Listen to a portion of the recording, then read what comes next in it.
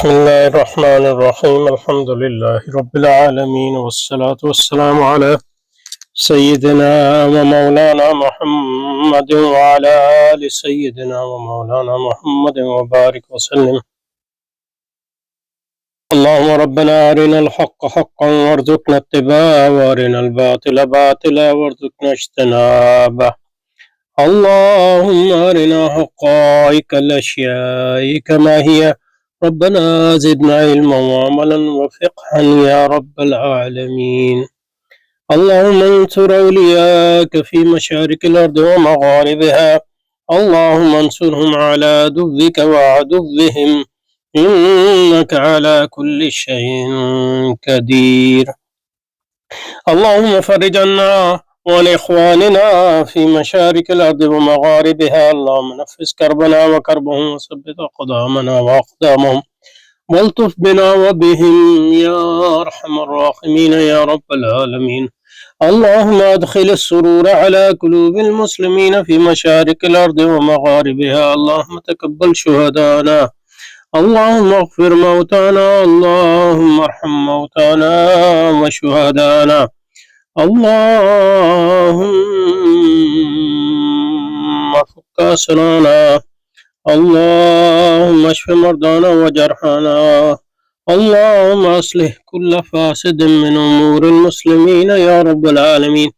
وسلم على سيدنا وحبيبنا وشفينا وطبيب قلوبنا ونور اعيننا عبدك ورسولك وخليلك وصفيك محمد وآله وأصحابه وأزواجه وذريته وأوانه وأنصاره إلى يوم الدين أجمعين، ولعنة الله على أعدائهم أجمعين برحمتك يا أرحم الراحمين. اچھا جی، یہ ہمارے ایک بھائی نے بھیجا ہے، یہ تبصرہ ہے ڈاکٹر جاوید انصاری صاحب کی سرمایہ داری پر جو تنقید ہے اس کی نوعیت. ایک بھائی نے بھیجا ہے،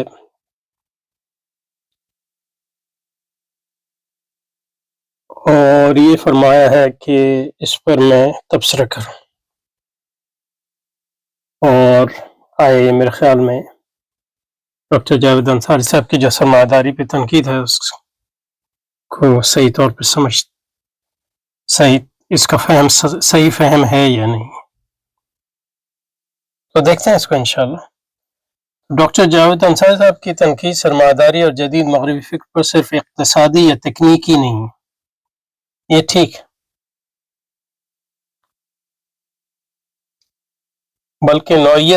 بلکہ مابعد الطبیعاتی گہری اقداری اور مابعد الطبیعاتی نوعیت کی ہے جو تنقید ہے، یہ بھی ٹھیک ہے. یہ ہے کہ اب اس کو کس طرح سمجھیں گے اس پہ منحصر ہے کہ اس کی تفصیل صحیح نہیں ہوگی، لیکن عمومی طور پہ یہ صحیح ہے کہ ڈاکٹر جاوید انصاری صاحب کی جو مغربی تہذیب کا فہم جو ہے، سرمایہ داری کا فہم جو ہے، اور اس پر جو تنقید ہے وہ ایمانی اور اقداری ہے. زیادہ بہتر یہ ہے ایمانی اور اقداری ہے. دوسرے معنوں میں وہ اسلام کی بنیاد پہ تنقید ہے، اسلام کو معیار بنا کر وہ تنقید ہے.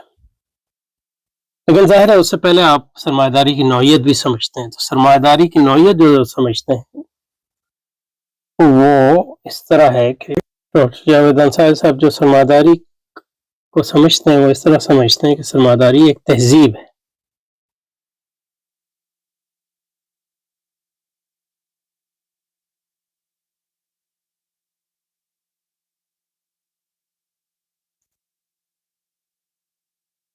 جاہلی تہذیب ہے، یہ بربریت ہے، لیکن ہے تہذیب. یہ نہیں یہ کہ وہ ایک دین ہے.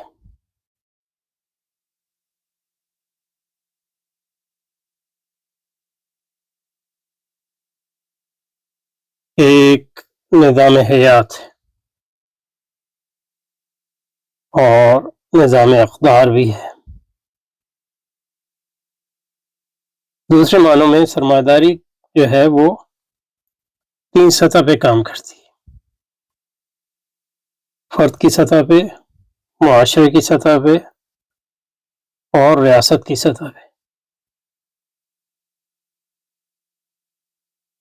دوسرے معنوں میں صرف مارکیٹ کی سطح پہ وہ کام نہیں کرتی بلکہ پوری زندگی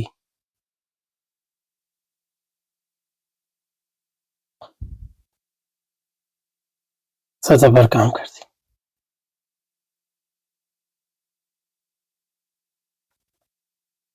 یہ ایک اہم بات ہے پہلی.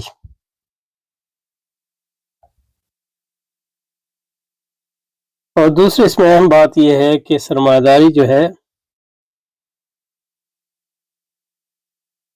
صرف ایک مادی چیز نہیں ہے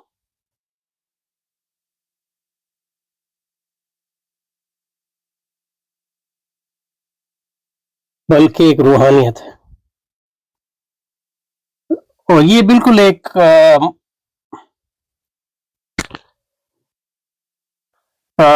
یونیک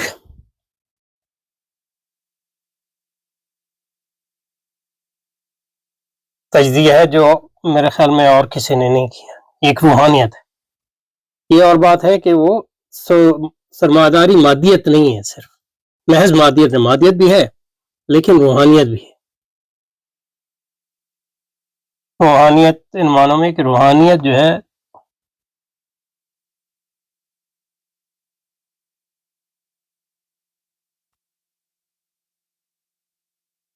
رحمانی بھی ہوتی ہے اور شیطانی بھی ہوتی ہے. اور سرمایہ داری جو ہے شیطانی روحانیت ہے.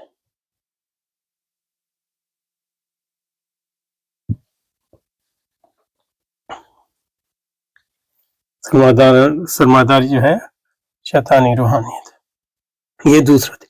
اور تیسری اور ایک اہم چیز جو ان کے تجزیے میں ہے وہ، اور جیسے کہ ہم دیکھیں گے اس شیطانی روحانیت کی جو سرمایہ دارانہ شکل ہے اس کی بنیادی قوتیں ہیں وہ حرص اور حسد. حرص اور حسد جو ہے قلب کو مسک کرتے ہیں، فرد کے بھی اور معاشرے کے بھی اور ریاستوں. اور یہی سرمایہ دارانہ روحانیت کی بنیاد ہے. اچھا، تیسری اس میں چیز یہ ہے کہ سرمایہ داری کو جو ہے کئی سطحوں پہ سمجھا جا سکتا ہے. سرمایہ داری کو آپ کئی سطحوں پہ سمجھ سکتے ہیں.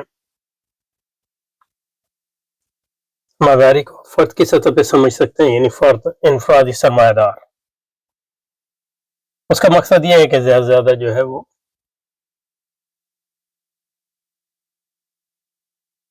جمع کرے مال. اور جب وہ مال کو جمع کرتا ہے برائے جمع کرنے کے، وہ سرمایہ دار ہے.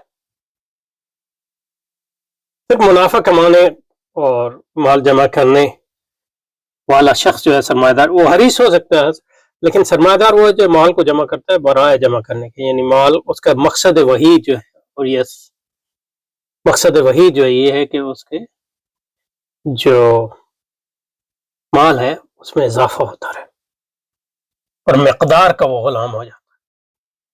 اسی کو جمع برائے جمع یا بڑھوتری برائے بڑھوتری. تو ایک شخص سرمایہ دار ہو سکتا ہے.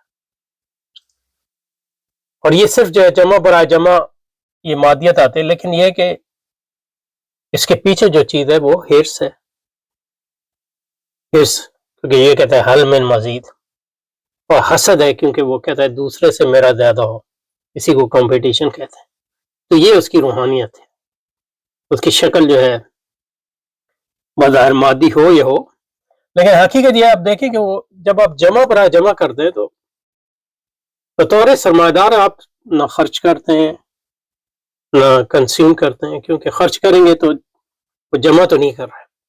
لیکن اگر جمع کریں، خرچ کریں تاکہ کچھ اور جمع ہو جائے تو وہ تب آپ سرمایہ دار ہیں. یا آپ بچت کریں تاکہ کچھ اس کے ذریعے جو ہے وہ زیادہ جمع ہو جائے تو تب آپ سرمایہ دار ہیں. تو اس کے پیچھے جو روحانی قوتیں کام کر رہی ہیں وہ حرص اور حسد کی. اچھا، فرد کی سطح پہ ہو گیا، لیکن ضروری ہے کہ ایک فرد کو یعنی مجھے بطور فرد کے جمع کرنے میں کوئی دلچسپی نہیں ہے، میں صرف تنخواہ لیتا ہوں وغیرہ وغیرہ، ملازم ہوں یا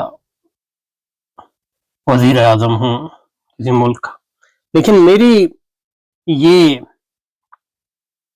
خواہش ہے کہ ملک کی سطح پہ، پاکستان کی سطح پہ، ہندوستان کی سطح پہ جو سرمایہ ہے وہ زیادہ سے زیادہ جمع ہو۔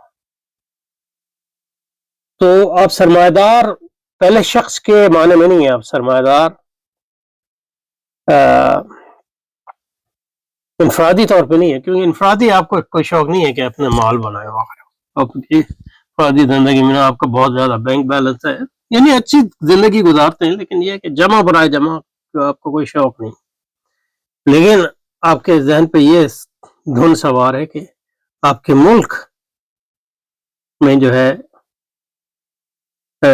جو سرمایہ ہے وہ زیادہ زیادہ اس کی مقدار جو ہے بڑھے۔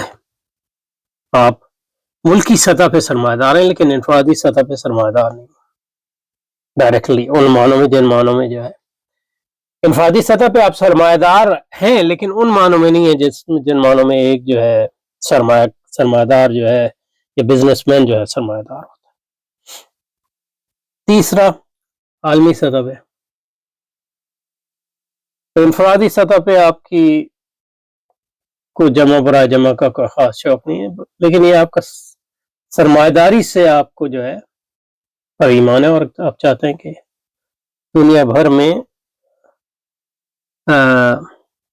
نظام اس طرح چلے کہ زیادہ سے زیادہ سرمایہ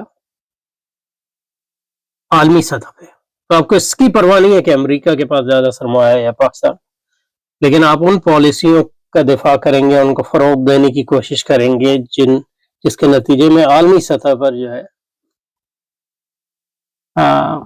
سرمایہ داری کو فروغ ہوگا، جمع برائے جمع کو فروغ ہوگا۔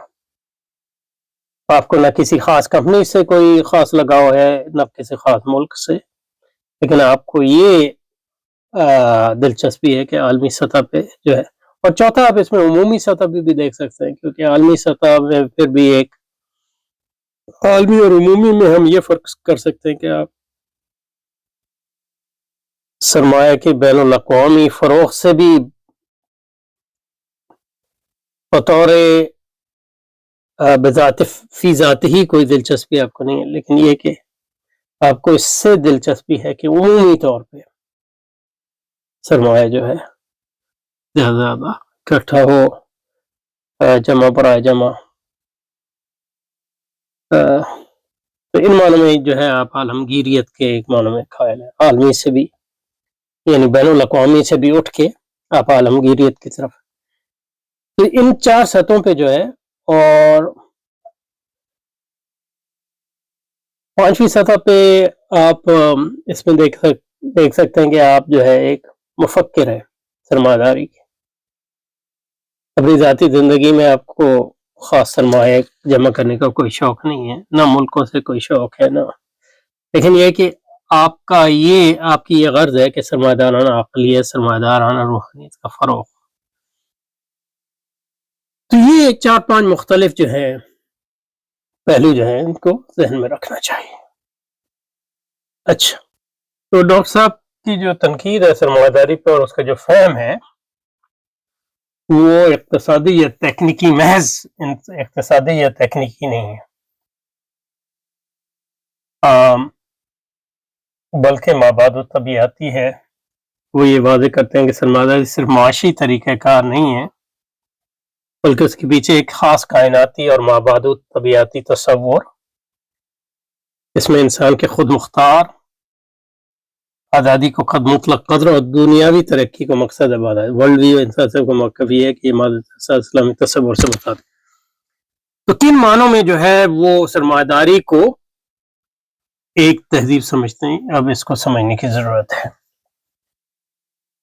اس میں جو اہم چیز ہے وہ آزادی کا تصور،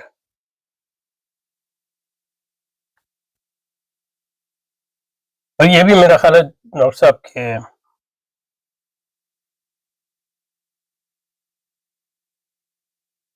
اختراعات میں سے یا ان کی اولیات میں سے ہے کہ انہوں نے آزادی کا تعلق جو ہے سرمایہ سے جوڑا ہے.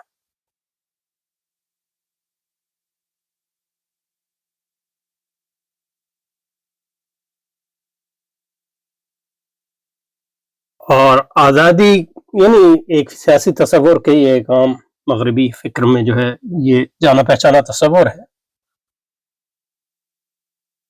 اور آزادی کے دو پہلو منفی تصور اور مثبت تصور جس کو کہتے ہیں نیگیٹو فریڈم اور پازیٹو فریڈم. نیگیٹو فریڈم کا مطلب یہ ہے کہ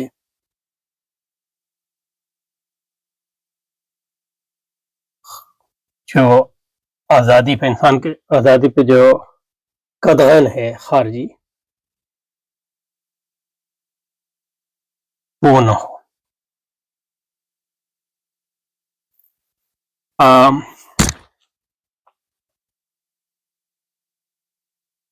اور مثبت کا مطلب یہ ہے کہ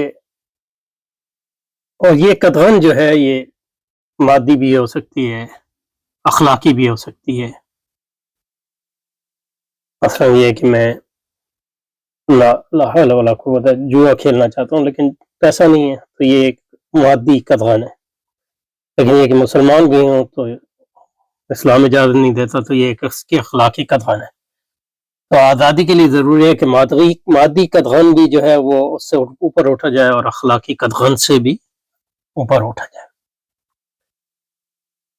تو سرمایہ داری بطور معاشی جو نظام ہے وہ یہاں آتا ہے.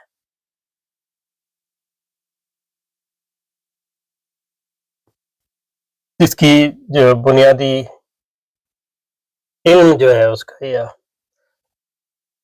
وہ اکنامکس معاشیات، کیونکہ معاشیات ہی کہتی ہے کہ انسان کی خواہشات جو ہے لامحدود ہیں یا غیر متعین ہیں اور جو وسائل ہیں وہ محدود ہیں. تو وسائل کی تحدید جو ہے وہی مادی قدغن کی شکل میں ظاہر ہوتی ہے. اسی کو کہتے ہیں آپ کامیابی. تو جو جدید معاشیات ہے اس کی بنیاد جو ہے اسکیرسٹی پہ. اسکیرسٹی جو ہے وہ آتی ہے اس دو فہموں سے کہ انسان کی جو خواہشات جو ہیں لامحدود ہیں.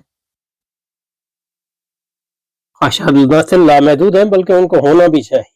یہ اخلاقی بھی اس میں بھی آگے. اور دوسرا یہ ہے کہ وسائل جو ہیں محدود ہیں.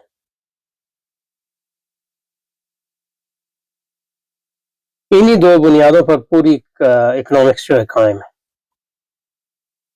اور سرمایہ داری بطور ایک ٹیکنیک یا اقتصادی نظام کے اسی لیے جو ہے سرمایہ داری بطور تہذیب کا حصہ ہے کہ وہ طریقہ بتاتی ہے کہ کس طرح جو ہے کامیابی سے اوپر اٹھا جا سکے اور بہتات کی طرف جا سکے. ابنڈنس جس کو کہتے ہیں. تاکہ اس کا مقصد کیا ہے؟ تاکہ انسان پھر مثبت آزادی آ جاتی تاکہ انسان وہ چاہ سکے جو وہ چاہنا چاہے.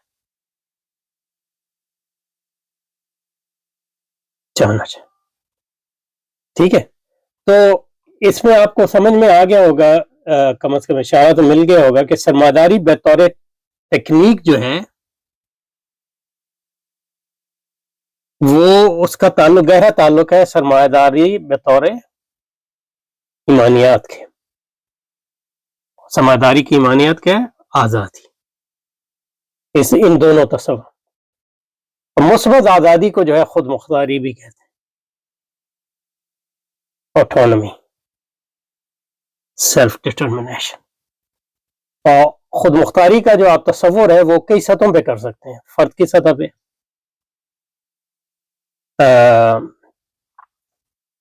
معاشرے کی سطح پہ، گروہ کی شکل پہ، قوم کی سطح پہ، نوع انسانی کی سطح پہ.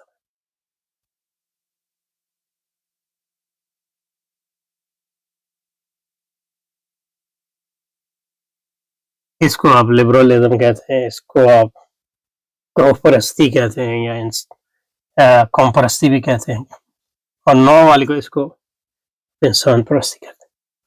اور عمومی طور پہ یہ ساری انسان پرستی کی شکل ہے، چاہے فرد کی شکل میں، معاشرے کی سطح میں یا نوع کی شکل میں. تو خود مختاری کا جو تصور ہے وہ انسان پرستی کی بنیاد ہے.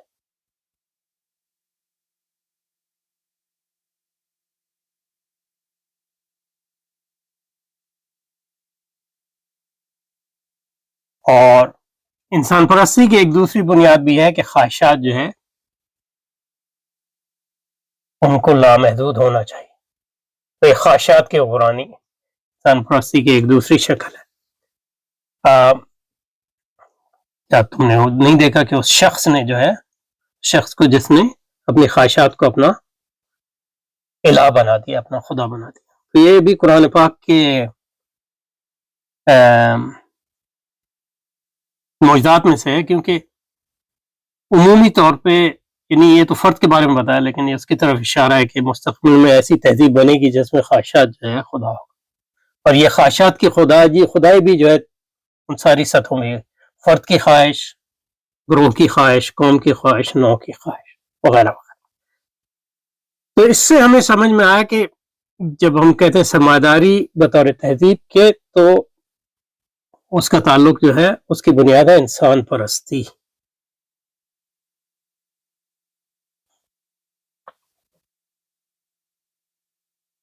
انسان پرستی, انسان کی خود مختاری, یعنی انسان کی خدائی.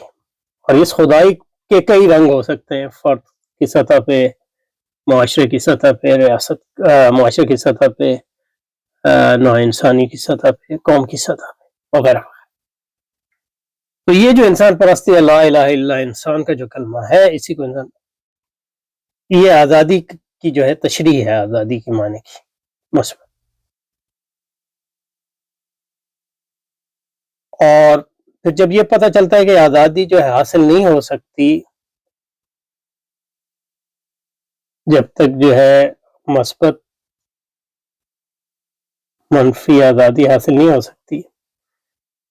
منفی آزادی کے لیے جو ہے انسان کے علاوہ جو دوسری خدائیاں ہیں ان کو مٹانا, تو اس میں مذہب کو مٹانا, روایت کو, ہر چیز کو مٹانا.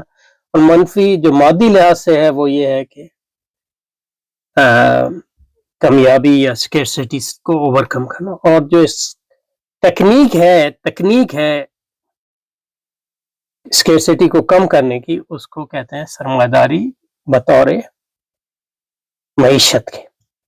تو سرمایہ داری بطور معیشت کے انسان پرستی کی جو دین ہے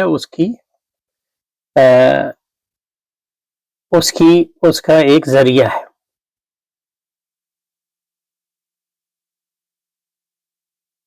انہی معنوں میں مطلب خواہشات لامحدود ہونی چاہیے, یہ بھی ایک انسان پرستی کی شکل ہے. لیکن خواہش پوری نہیں ہو سکتی جب تک کامیابی یا اسکیرسٹی سے نجات نہ پا جائے. اسکیرسٹی سے نجات پانے کا ذریعہ جو ہے سرمایہ داری بطور تکنیک ہے. تو اس کا مطلب یہ ہوا کہ آزادی کی جب آپ جستجو کرتے ہیں تو اصل میں جو چیز جس چیز کی آپ جستجو کرتے ہیں وہ سرمایہ ہے, کیونکہ سرمایہ کی جو بڑھوتری ہے اسی کے نتیجے میں آپ کو آزادی ملے گی, حقیقی آزادی. تو اس لیے جب آپ انسان پرستی کی تہذیب قائم کرتے ہیں ریگرسلی, تو جس چیز کی حکمرانی قائم ہوتی ہے وہ سرمایہ کی حکمرانی قائم ہوتی ہے. اور سرمایہ کی حکمرانی کا مطلب یہ ہے کہ آزادی کو آپ پوجیں, کیونکہ آزادی کی پوجا کے بغیر جو ہے سرمایہ کی جو سوچ ہے وہ آپ کے اندر پروان نہیں چڑھ سکتی. اور یہ جو آزادی کی پوجا ہے جو ہوتی ہے وہ نفس پرستی کی شکل میں ہوتی ہے. اور نفس پرستی جو ہے وہ جو شکل اختیار کرتی ہے وہ حرص اور حسد, کیونکہ اسی کے نتیجے میں جو ہے آپ یہ سمجھتے ہیں کہ آپ جو چاہنا چاہیں گے وہ چاہ سکیں.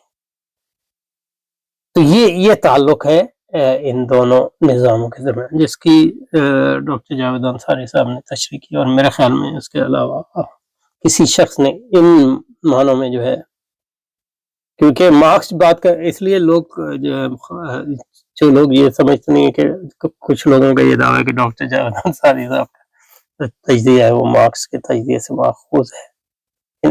یہ بالکل نہیں، کیونکہ مارکس نے سرمایہ کی تعریف بڑھوتری کی، لیکن اس کی مارکس کے ہاں روحانیت کا کوئی تصور نہیں ہے، یعنی سرمایہ دارانہ روحانیت کا، وہ اس کو حرص اور حسد سے نہیں جوڑتا ہے، اور نہ ہی وہ اس کو آزادی سے ان معنوں میں جوڑتا ہے، ان معنوں میں ڈاکٹر جاوید انصاری صاحب نے، اور نہ آزادی کا اس کا وہ فہم ہے جو ڈاکٹر جاوید انصاری۔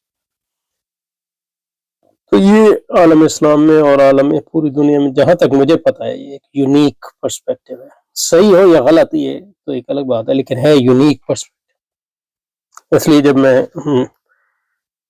نے اس کو پہلی بار جو ہے پڑھا تھا، تقریباً ہو گئے ہیں تقریباً 35 سال تو ہو ہی گئے ہوں گے، تو اس نے ایک مطلب ایسا جیسے بجلی کا کڑکا تھا یا صوت ہادی تو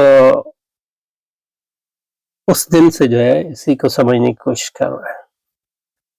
تو اس کو دیکھیں گے، اگر اس پہ کچھ اور بات ہوگی تو کریں گے، ورنہ جو ہے کافی باتیں اس میں آ گئی ہیں۔ سبحانک اللہم و بحمدک، نشہد ان لا الہ الا انت، نستغفرک و نتوب الیک، وصلی وسلم علی سیدنا محمد وعلی آل سیدنا محمد وبارک وسلم۔ سبحان ربک رب العزت عما یصفون وسلام علی المرسلین والحمد للہ رب العالمین، برحمتک یا ارحم الراحمین، آمین آمین۔